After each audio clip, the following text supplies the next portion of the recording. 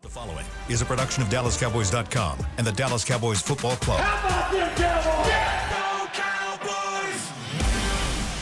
This is Mick Shots, streaming live on DallasCowboys.com and the official Dallas Cowboys app. Now, here are Bill Jones, Savannah Humoller, Everson Walls, and Mickey Spagnola. And it is high noon on, well, it's a little past high noon on a Thursday. And it's time for another edition of Mick Shots. It's a higher noon. We are trying to figure out how to get by without Savannah, who is vacationing at a wedding that she's at in the Dominican Republic. And so Mickey trying to figure out the text line here. And I think Mickey might have figured it out. I think no, Chris figured it out. Yeah. Producer Supreme, well, he had it figured out. He was giving a tutorial to Mickey prior to starting this podcast, and Mickey is about to give you that Cowboys podcast text line now. 817-290-3298. All right. Do you want to open the phone lines? It'd be a rarity here. Maybe the second segment. Oh, you want to give the phone I will. number? 888-855-2297. Okay, so we've gotten permission from Mickey himself that we can actually take a phone call. And it feels like game week now. It feels like football weather out there. Because if you go outside, you'll find football players on That's a football right. field too, right? And they're practicing, and I did see Cavante Turpin out there in pads. I got a good report from the head coach on Good. Cavante this morning, as a matter of fact. Is it as good as mine? Well, what does yours say? That he's ready to go. That's basically what the head coach said. He's good to go. He's good to go. And in fact, when I brought up the name, let me make sure I got it here, Amir Smith Marset. You know who that is? No. Everson, do you know I who have no Amir idea. Smith Marset Great name, is? though. Yes. Great name. He was a Kansas City Chief until he became a Carolina Panther. Oh. On August 29th, traded from the Chiefs to the Panthers. I see his name here What as a did he backup do? wide receiver. What did he do a week ago today? He returned a punt, 79 yards for a touchdown was against him. the Chicago Bears. That was almost the only score in the game. That's right. That was The the only only touchdown. in the When game. we taped, Which is a good lead into my next note. Go ahead. So get this. When we taped the Mike McCarthy show this morning, I mentioned Amir Smith Marset, and you got to watch out for him on that other side. And that's when McCarthy said, "So we'll have two good return guys very in good. this In the And game. That's what tipped me off that things are okay with Cavante Turpin. Very so good. Look out! I'm calling it right now. I heard Cavante to the house. to the house. Turpin time in Charlotte on Sunday. Physically, I heard he was good to go last week, but he hadn't practiced all week. So they decided, let's wait till next week. What was his USFL team? The New Jersey Generals. He was with the Generals. Mm-hmm. Okay. Why do you ask? I was Turpin. wondering if Turpin. Okay. Turpin. Yeah. I was wondering if it was in Carolina. Oh. Because I wanted, he'd be going back home. Necessarily. So I wasn't sure exactly. No, we don't have that storyline. Now, that could be on one of the other teams that he played for, the Indoor Football League. I think he was in Atlanta playing on one of He's those had a teams. journey. Well, he has had a He was journey. in Germany, wasn't he? Yeah, he was in Germany. He was in Poland, I believe, playing, and maybe it was in that electronic football league that he would. No, I'm kidding. No, that fan. No, the fan thing. What the was fan-controlled football. Yeah, I yeah. think that may have been in Atlanta. Yeah. Yeah, it's close to He's Charlotte. had a journey. He has had a journey. Yes, close to Charlotte. So having brought up Yes. Amir, is that how you say it? Amir Smith Marset. Out of Iowa, and he 4.43 speed. And he scored a touchdown, and they only scored 13 points. So they didn't score a touchdown last week. And that is why that Frank Reich is returning to call that was gonna be my plays. story, dude. Hey, come on, Spags, leave me something.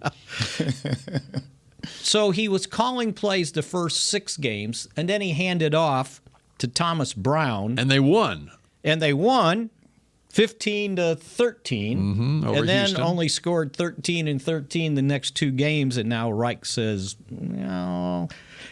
Well, there was an issue. No, there was also an issue. They only scored 13 and 13, and in one of those games, the 13, I know. It would have been a 13-13 game if not for the 2 pick sixes that made it 27-13. Well, but with Reich calling plays the first 6 games, they were averaging a robust 16.3 points a game. Well, and one of those games was started by one Andy Dalton. At Seattle, when they scored 27 points, it was with Andy Dalton at quarterback, and Dalton was 34 out of 58 for 361 yards and 2 touchdowns in that game. Okay. So are you blaming this on Bryce Young? No. Oh, okay. No picks? No interceptions thrown that game? Not for Andy Dalton. Nope. So the difference between the 2 play callers was 16.3 a game for Reich and 11.3 for Brown. And the quarterback. Meaning offensive points. And a different quarterback, right? And Bryce. Well, but just that one play, that one game Dalton played. Yeah. So I mean, if you wanted to get a level playing field, you would need to figure out the Bryce Young quarterback games in the Frank Reich era. And the worst part was when they beat the Bears 15-13, and it was... They beat the Texans 15-13. Texans. I said Bears. They lost to the Bears, right? 16-13. Yeah. Brown was calling plays during that game, and he called the plays on the winning drive for the field goal to win, and they gave Brown a game ball afterwards. Well, they should. And now they gave him a game. Yeah, he won the game. And now they took the play calls away from him.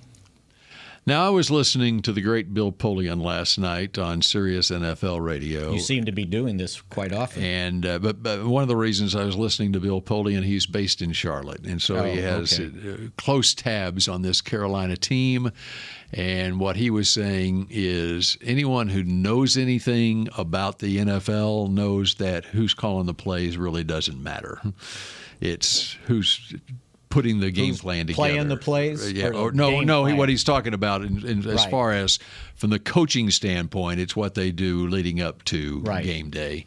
And he was saying it's not that big a deal who's actually calling the plays because they're just calling it off a script, and the game plan has already been put together. And Reich actually pointed that out, that Brown will continue helping with the game plan and installing during the week, and he's just going to call plays. But it never explained why he decided to, other than not scoring. And what I got out of it is he just feels like the second half of the season he needs to be more hands-on with the development of Bryce Young, and as far as game to game, play to play, and he feels like, I mean, that's why he's hired there to be the head coach, is to develop this young quarterback, and he feels like he can do that better by being in his ear throughout the game. Well, at least he said it makes a lot of sense. At least he said. And he said great things about Thomas Brown, the offensive coordinator. Oh, yeah. It takes nothing away from his star, which is rising in the NFL. So he did point out that the reason I'm in the position I am is because I was a play caller. Yeah. Which is, why do head coaches do that? It's like the reason you become a head coach is probably because you were a really good offensive coordinator. Yeah. And then you become the head coach and you hand the play calling off to somebody else. They have so many other things to do, Spags. I mean, all you do is write. No, I do podcasts and I do TV. Okay, you rest your case. You hear him on the podcast. You hear him on the reads. Yeah, so that's why we took the play calling away from Mickey, right? That's right. We took the reads away from Mickey. That's why we hired Savannah, that's right? But he's still the head coach. But when it goes downhill, it comes to me first, not to you. That's right. We know never to give the play calls back to Mickey. Just remember, I'm the head coach. Hey, I met Bill. What's his name? Bill Polian. I met him. Yeah. I think he came to a Cowboys game. I think he came to a Cowboys game. He came and introduced himself to me. Yep. And that was my first time meeting him. He's a cool guy. He was a GM of the Bills. I think it was in one a of the suite? suites. Yeah, it was in one of the suites. Yeah, he's into suites. Yeah. So he was the GM of the Bills throughout their Super Bowl runs. And then the Colts. Yeah. And drafted Peyton Manning. I got to meet him twice. I was the AFC pool reporter at the Super Bowl for 2 of their losses. One in Washington and one again. No, Minnesota. Was it Minnesota? He wasn't standoffish at all. No, he was very engaging. I think he came up to me. Yep. And then I was with some of the guys, and he came up and introduced himself to all of us. And I really enjoy listening to him. He usually is on in the evenings on Sirius NFL Radio, and he's and he's a very educated guy too. I mean, he used much bigger words than I use. Well,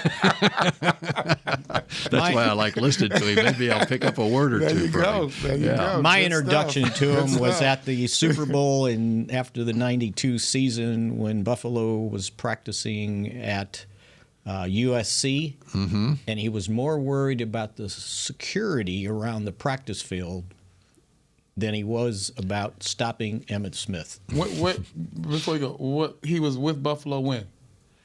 He would have been with Buffalo During as the Super Bowl he was the that's why general manager. He was the personnel director for the Bills starting in 1985. The general manager 86 through 92, and then with the Panthers starting in 95 through 97.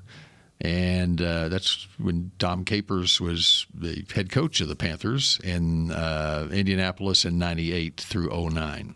And he was part of through 2011, actually, became team president, too. So he was. That's part why he of the came 4. up to me. Because, I guess he knew I played for the Giants Yeah. at that time, and we beat them. That was the first loss. Yeah, there you go. So this that's one, probably why he came up to me. this Okay. one, Excellent. They were practicing at Southern Cal, and We didn't even talk about any of that stuff. We just had fun just talking about regular stuff. everything. Yeah. They were practicing at Southern Cal, and the field butted up. The end of the field butted up to the student swimming pool, and they had a high dive, and they were worried about people on the high dive spying on their practice.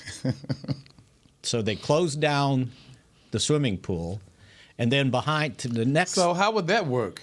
Oh, I don't know. I mean, I'm watching this, and I said, if "You ought I'm to in my be trunk, practice." where can I hide the camera? Right. That's what I want to know. And then I'm at the top of the high dive, and I'm At the filming. end- I'm videoing. At the end of the swimming pool was a dorm that had like a little patio thing outside each floor. of course.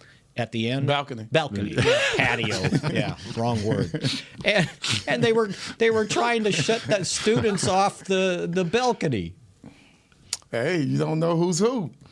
You don't know who's who. But I knew who Emmitt Smith was. They needed to practice a little harder. Golly,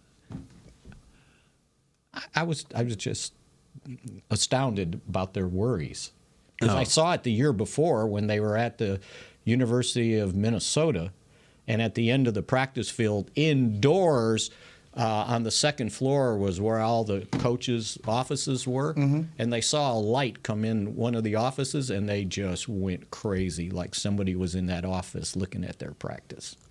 He should have been there in New Orleans when they caught the Patriots. I mean, the Patriots were spying on a walkthrough or something, if I remember correctly. God, these coaches, man. This stuff is serious. Well, see what happens when you pay them a bunch of money. You told me Tom would stop practice when they were playing Washington. Oh, no. If there was somebody flying over. We did not stop practice. They bought out the rooms. Yeah, I know themselves. that. Yeah. Yeah, I mean, so. And then go look out here.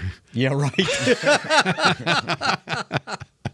It was like when the Packers were in the San Diego Super Bowl, the Packers, and they're out there practicing. When Holmgren was the head coach, and all of a sudden there was a Air Force base or a Navy airfield close to it, and they came flying over with a helicopter. They stopped practice to wave. They were waving at the guys. They didn't care. It was all right. Come on. But the difference between then and now, Yeah, It is. is that teams practice then. Well, that's true too. You'll see our entire game plan. You would see the entire game plan based on what we practiced. Jimmy was at UCLA busting helmets, right? They practice. They contact. What was your work day like before that Valley Ranch? What the facility over there on Forest Lane? Yes. What did you have as far as classroom space and like what did you do for meetings and stuff? Oh, let me tell you. No, they had a very small room. And remember those desks you used to sit in about second or third grade where you came in from the side? Yes, those weren't in there. No way. Were they why really? Why doesn't he believe you? How did they fit in them? They didn't. I fit. I had no problem. But, Harvey Martin, too tall. A little school desk. And I don't know, and I can't imagine you had like 53 guys in there to say the room wasn't that big. So what was your work day like? More. Sometimes we had more. Come on. When we came back from training camp, we didn't have 53. We still had around 70-something players. So how many hours a day would you be at the practice facility? We'd still have the same hours. Like you'd come at 7 in the morning? We come in at 9 in the morning. 9 in the morning. Come in 9 in the morning. Then we go to lunch, and then after that we go from, lunch to 3, something like that. And by the way, when he said go to lunch, they had to go to lunch. Yeah. There was no lunch in the building. We had Vernell. You remember Vernell? Oh, yeah. We had Vernell. Vernell would go make a run. And then we had Tom Thumb across the street, so we'd get chicken wings or whatever. They had food over there, potato salad and everything. There was a pizza place close to. There was a pizza place right next to it. Nutrition. No, for real. That's what we had. And, it was burning up out there. I didn't worry about lunch as much as you worried about weight room, weight practice afterwards. Which was outdoors. Outdoors. Yeah, right. Well, you knew that. I mean. Covered though. Yeah. about this much coverage in this room. We had the weights over there, and I don't know. It was just normal for us at that time. We didn't realize that we were living like we were. So do you think they put in more hours at work then than what they do here now? I would say less. I would say that's what I was getting at. Nobody wants to spend time over there. Yeah, that's what I was thinking. Now here it's comfortable. You go. Yeah. Well, I bet they didn't have an individual room for each position. Right. And so what do you do as far as position meetings, No, we had rooms for position meetings. Yes, we did. No, okay. Yeah, we had rooms for. You broke off how we put everyone up in there. That's really amazing. Because it's just a field house. When I say field house, it's really like a inventory space or something. I don't remember it being very large at all. It wasn't that large, but we made it work. We made it work. They won Super Bowls in there. That's right. I don't know. They need to go back to that. What you need to worry about is where to park. Yes. That was the thing. I mean, we were put in there like, I don't know how we all fit in. Once again, Vernell was the dude. Give him your keys, tell him to park it for you if you're late. Valet. Yeah, okay, call it what you want. Valet was not what I forgot about Vernell. Vernell would go get your car washed. Not go get it. He'd wash it himself. How much did you tip? I didn't have him wash my stuff. Oh, okay. No, because at the time I was driving a Mustang. My car was so raggedy. The guys took my keys from me. They hated my car so much. I mean, there was a car I drove back and forth to Grambling. So eventually, we do the ticket thing where you get a dealership to get your season tickets. It was so much better back then. Where, as a reporter, you could just talk to a guy on his way to his car, and I mean, it was that way at Valley Ranch. First time Mavericks practices, they practiced over here at the warehouse that Don Carter owned, and they had a gym in there, and so it was like just a warehouse parking lot. It was off 635 and at Midway around there. It wasn't Midway. It was Welch Road. Welch. Yeah. And basically, you could just hang out by Rolando Blackman's car and get an interview with him as he was waiting to get his car washed. I mean, there would be a guy that would be washing cars there. See? You always got your Vernell. Right. Yeah, Vernell was there. Might have been Vernell. It's a different season, right? First time I had to go out to the facility, Forrest and Abrams, they gave me the address. And they said, but you're going to drive right by it. I go, what do you mean? Well, it doesn't look like a practice facility. No, it's like a furniture warehouse. Yeah, and so they said, but when you go by this building with corrugated metal that looks like a transmission repair shop, you're going to see some really... And it rubbed off on your hands. It was that if kind you of touched tin. it. Yeah, if you touched it. They said you'll see the parking lot where there's the fancy cars. That's it. Yeah. So I'm driving down. A lot of fancy cars on a raggedy gravel. It was gravel, asphalt. right? Yeah. And I went right by it, and I saw the cars, and I had to turn around and come back. Mm-hmm. That's home for me. So I enjoyed it. Thousand Oaks was a totally different, not Thousand Oaks, but Valley Ranch was a totally different thing. I enjoyed being right there, man. I was 5 minutes from my house. You had to drive. Yeah, I got to drive. Mm-hmm. But I had a better car. And my first impression walking into the locker room was on the side. They were wooden lockers, and on the side of each was an ashtray. Yep. Screwed into the side. Also at Texas Stadium were ashtrays. And they weren't clean ashtrays either. No, they were using them. Don't you remember? The stadium also had ashtrays. Oh, that's right. You know who put those in? Fitzgerald. Or Don Meredith. Okay. Fitzgerald would take the smoke as he was being introduced. You remember that? He would smoke all the way down the tunnel, and when they would introduce him, he'd put his cigarette out and run out there. That was the smoke he ran through onto the field. Yeah. Yeah, John Fitzgerald, man. That was first time I went to a baseball locker room was in St. Louis. Joe Pepitone. He was wearing a wig and he had it hanging on the side. Toupee, yeah. But he was smoking in the. This is back when everybody was telling us, you better not smoke. You're an athlete. Da da da. Mm-hmm. And then here's Joe Pepitone. Now these were old school guys, man. Mm-hmm. These are old school guys. You got to think of what's the movie North Dallas 40. Yeah. We weren't far removed from that. You're right. We were about 10 years removed from that. That's like Barry Switzer. He'd be on the sideline in the Nebraska game. He'd be smoking a cigarette on the sideline. See, on TV. That's right. Dick Allen in the dugout. He'd be sitting there, cupped his cigarette. See, that's old school when you smoke like that. Yeah. Oh, that's what Switzer would do. He's trying to hide it, like the TV cameras. That's all the brothers do. National television aren't going to see it. Yeah. All right, we got a game on. All right, we're going to talk Bryce Young and the Carolina Panthers when we come back in just a moment here on Mick Shots. I got any texts. Oh, my God. I'm Dak Prescott, quarterback of the Dallas Cowboys. And they snap it to Prescott, who looks right. It's not there. He escapes left. He'll run for a first down. Just like football, when it comes to crypto, it's important to have a team you can trust. With blockchain.com, I know I'm in good hands. Since 2011, they've been trusted by millions around the world to buy, sell, and trade cryptocurrency. Prescott's going to run this himself. Run it up the middle, and he scores. Whether you're new to crypto or an active trader, they've got you covered. What are you waiting for? Get started at blockchain.com. You know that sound anywhere. It's the crisp crunch of that first nacho chip. With its perfect cheese to sour cream ratio sitting atop a layer of delicious beans, it's a sip away from perfection. That's what we're looking for. Add a delicious, refreshing Pepsi and we've achieved absolute nacho nirvana. Because while you can pile those nachos high with every spicy, cheesy, savory topping, there's no topping a cool Pepsi finish. Nachos, better with Pepsi. That's what I like.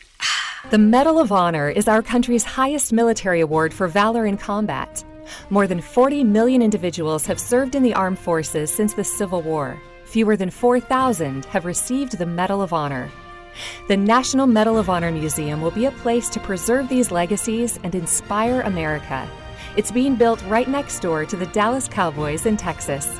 Help us honor our country's greatest heroes. Learn more and get involved at mohmuseum.org. Cowboys football and Miller Lite. What a pairing. Can cracks at kickoff. Tailgates going way past postgame.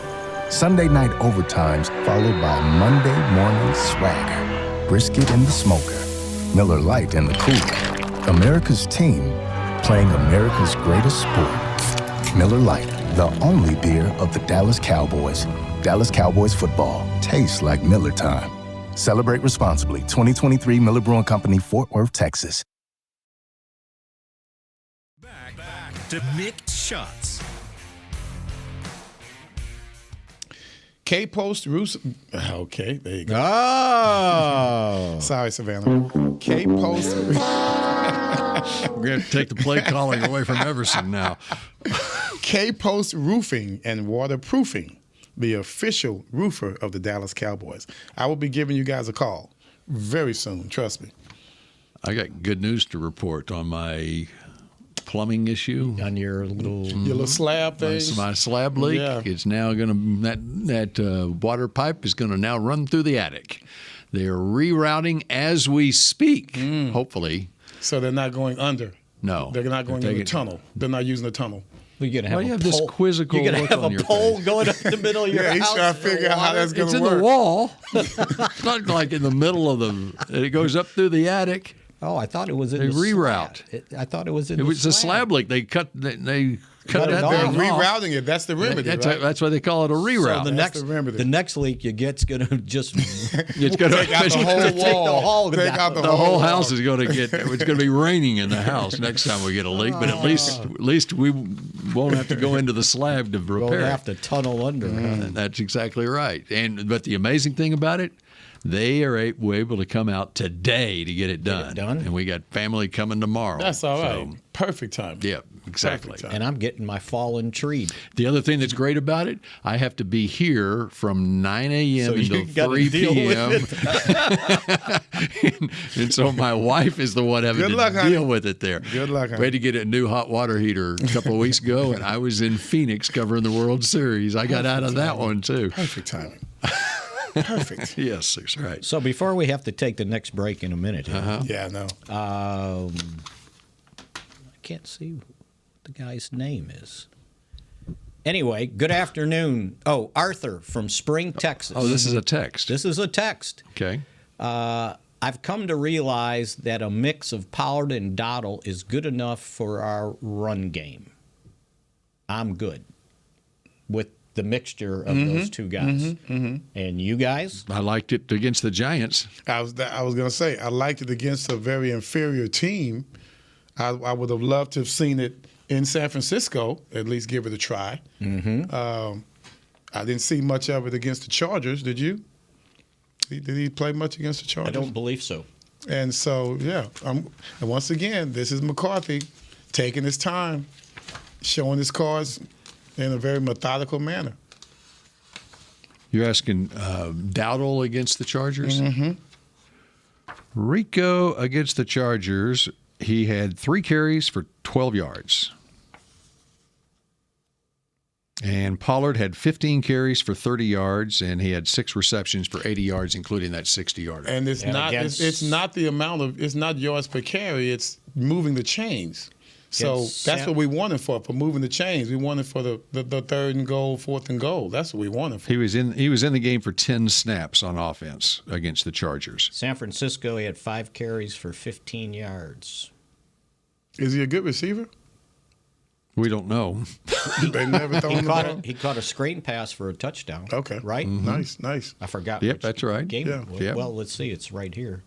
Oh, that's running. I got to I found out from watching Zeke throughout the years, you have to have a little poise, I guess, to It was against Arizona. Yeah. Dowdle had a touchdown scored. reception. Yes. 15 yards. I love that to show his diversity throughout the year. And once again, like I said, McCarthy's taking his time in revealing just what Dowdle can do. Because we really, you take out this last game, we just didn't see that much of him. He was saving him for the Giants. Diet. He was saving him for the Giants. The irony of this whole deal is what happened last year with the running game. Well, Pollard's got to have more carries. Zeke doesn't need that many. And now it's, Dottle needs more carries. Pollard doesn't need that many. Right. And the average per carry is right about the same, 3.9. Now, I don't know if they improved it after this last game. I'm guessing they did. Well, Dowdle had 12 carries for 79 yards his last totally game. different.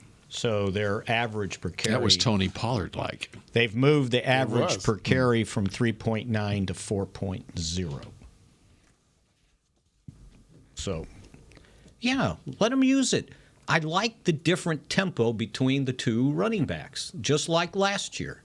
Now you got Pollard being the guy that's got to smash into the middle of the line, and then you bring in Dottle, and they're kind of not used to his tempo. And no disrespect to any teams that we come up against, because we know what happened in Arizona. But I'd love to. This should be our time to show all of those things that we're going to need to do in the playoffs.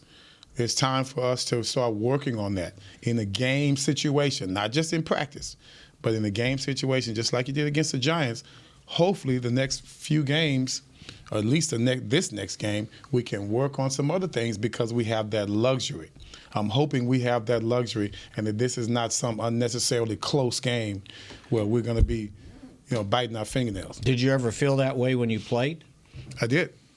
Like if you played an inferior opponent and you knew it? Yeah. I mean, if I was going up against an inferior wide receiver, I'd tell Michael Downs, don't worry about me. Go check somewhere else. Because this guy here, he ain't catching nothing. He ain't catching nothing. And if he does, it ain't going to hurt us. So I love that confidence. Yeah, I mean, it was just, you had to size the guy up and see what you had. And if you didn't have that much, it was Shula. Shula had a son that played wide receiver. That was one of the Indianapolis Colts. That was one of the games that I played against him. And I just told Mike, look, Mike, don't even worry about me over here. I can't believe the guy was starting. I mean, I wasn't any great athlete, but I was a good player. There's a difference. You can be an average athlete, but still be a good player because you know your craft. Lil Shula wasn't either. Oh, I love it. And I guess I take umbrage because his dad never said my name correctly. And I think Everson? He did that on purpose. He called you Emerson? All the time. Oh, really? All the time, yeah. Now, he was still mad about that rookie year when we shut him down in Dallas after they were toasting me all game, and I ended up getting the 2 picks, and Ron ended up winning the game. He never forgave us for that. I got another one here. Can we get a blocking fullback to open holes for Pollard like Moose Johnston, maybe, for Emmett? So they don't make fullbacks like Daryl Johnston. Yeah, we do. We have one. Yeah. I mean, he's not Daryl Johnston, but well, not yet. Yeah. Do you know which? Give him a chance. Johnston wasn't Johnston until he got a chance. Right. I would love to see Henneke. How do you say his name? You got from Lepke. Lipke. Luepke. Luepke, just like it's spelled. Lipke. Yeah, right. I'd love to see him get some time. This could be, where we could work with both of those guys. Do you remember the starting running backs in that game against? Oh, you might have been already with the Giants. It was the one they got. No, it might have been your 15-0. Was that the '89 season? When we got beat by the Giants 15-0. I think all of them kind of ran together. I think there, the starting running backs were Daryl Johnston and Derek Brownlow. Golly, I don't even remember him. And Jimmy complained because he couldn't run the football. Well, it's up to his offensive line. It's not necessarily the running back. That's what he's probably thinking. I just found the game where you were referencing where you went up against the Shula at wide receiver, and it was Dave Shula. I didn't even remember that Dave Shula played in the NFL. I can't believe he did. And that was the problem with everybody because he became a quarterback coach and he never played quarterback. Well, because at first you were mentioning Shula, I thought of Mike Shula, who played quarterback in Alabama. And you might have been benched by then because this was the second to last game of the '89 Oh, yeah, season. I was not. No, I was playing special teams. Which one are you talking about? 15-0. He's talking about where the running back where we had. Oh. Because Jimmy got mad because he got inside like the 5-yard line and couldn't get into the end zone. I was on punt return. That was the one he chewed out the coaches because you weren't strong enough. I was on kickoff coverage and punt return. That was my By that time, that's what I was regulated. The Dave Shula Colts game against the Cowboys, it was a 37-13 Cowboys win on December 6th, 1981. How did Shula do? And he did not show up on the stat sheet he did not get a catch in that game. Arrogant rookie. That's what I thought. Yeah. You shut him out. I was ashamed. I was offended. Well, he did have a kick return for 15 yards. Wow. One kick return for 15 yards. I took joy in that game. I took pleasure in doing that. I didn't talk trash. I just whipped his little butt. I think we need another break. Yeah. Oh, okay. I'm about to get started. I'm enjoying this. Get carried away. Yeah. I'm enjoying this too much. I will say this, though. The great Curtis Dickey had 130 yards rushing. We could never stop him. We could never stop him. He had 130 yards and 2 touchdowns. That was Dickerson before Dickerson. Okay. Curtis Dickey. Wow. I remember him running track up at North Texas at high school. My rookie year, he broke one on us for like 80 yards, if I'm not mistaken, in 1981. Out in Baltimore. Yep. Yeah. Yep. Then years later, I saw him. He was working security at Arlington Stadium. Wow. All right. More mix shots in just a moment. Tales of A&M. The Medal of Honor is our country's highest military award for valor in combat. More than 40 million individuals have served in the armed forces since the Civil War. Fewer than 4,000 have received the Medal of Honor. The National Medal of Honor Museum will be a place to preserve these legacies and inspire America. It's being built right next door to the Dallas Cowboys in Texas. Help us honor our country's greatest heroes. Learn more and get involved at mohmuseum.org. Cowboys football and Miller Lite. What a pairing. Can cracks at kickoff. Tailgates going way past postgame. Sunday night overtimes followed by Monday morning swagger. Brisket in the smoker. Miller Lite in the cooler. America's team playing America's greatest sport. Miller Lite, the only beer of the Dallas Cowboys. Dallas Cowboys football tastes like Miller time. Celebrate responsibly. 2023 Miller Brewing Company, Fort Worth, Texas. I'm Dak Prescott, quarterback of the Dallas Cowboys. And they snap it to Prescott, who looks right. It's not there. He escapes left. He'll run for a first down. Just like football, when it comes to crypto, it's important to have a team you can trust. With blockchain.com, I know I'm in good hands. Since 2011, they've been trusted by millions around the world to buy, sell, and trade cryptocurrency. Prescott's going to run this himself. Run it up the middle, and he scores. Whether you're new to crypto or an active trader, they've got you covered. What are you waiting for? Get started at blockchain.com. You know that sound anywhere. It's the crisp crunch of that first nacho chip. With its perfect cheese to sour cream ratio sitting atop a layer of delicious beans, it's a sip away from perfection. That's what we're looking for. Add a delicious, refreshing Pepsi and we've achieved absolute nacho nirvana. Because while you can pile those nachos high with every spicy, cheesy, savory topping, there's no topping a cool Pepsi finish. Nachos, better with Pepsi. That's what I like. Back to Mick Shots. Get a frame-worthy family holiday photo with Santa at the Star, presented by Monument Realty. Santa Claus will be at his Cowboys-themed cottage in the Star District from November 17th through December 24th. Book your visit before December 9th and save $5 with code STARS. Wait, it's code STAR 5. Code STAR 5. Well, they'll never figure it out now. Visit thestardistrict.com/Santa for more info. That's code STAR 5. Now, what are we supposed to do with that code STAR 5? You're supposed to save $5 with that code. Book your visit before December 9th and save $5 with code STAR 5. Okay. What else you want? Very good. You want me to go online and do it now? Should I show you how it's done? All right, what do you want to know about the Carolina Panthers? We got all the answers for you. They've got they cut the guy that was starting at left guard, Kelvin Throckmorton. See, it's contagious. Sorry, and my bad. And he got picked up by somebody. Yeah, their previous starter, Chandler Zavala, is now starting. 4th-round draft pick out of North Carolina State. Right.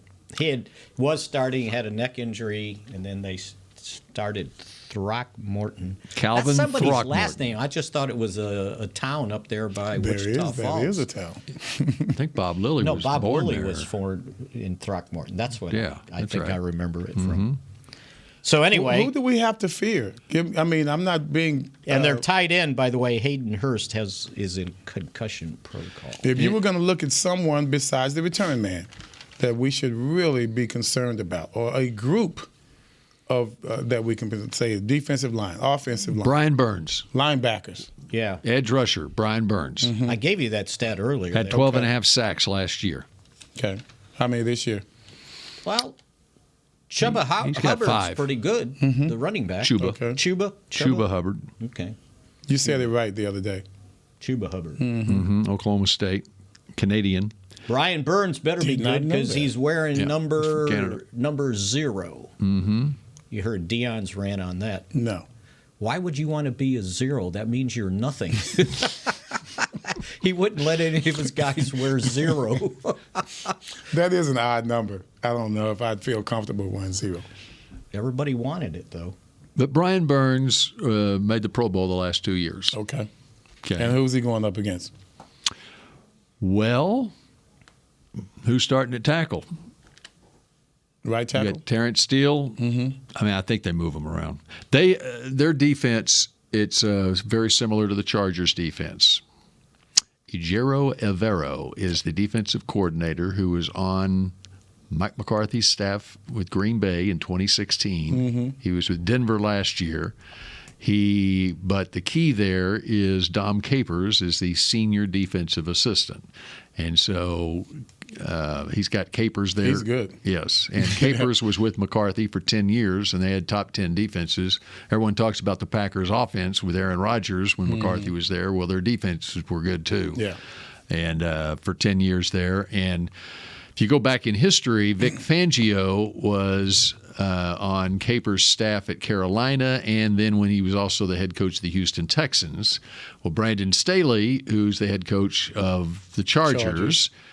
was under Vic Fangio and at Chicago and Denver, and so it's that type of defense that the Chargers run is the same thing that the Panthers run. Wasn't Capers the first head coach at Carolina? Yes, first head coach, and Fangio was his on his staff. Well, here's what you need to know about Dwayne Brown.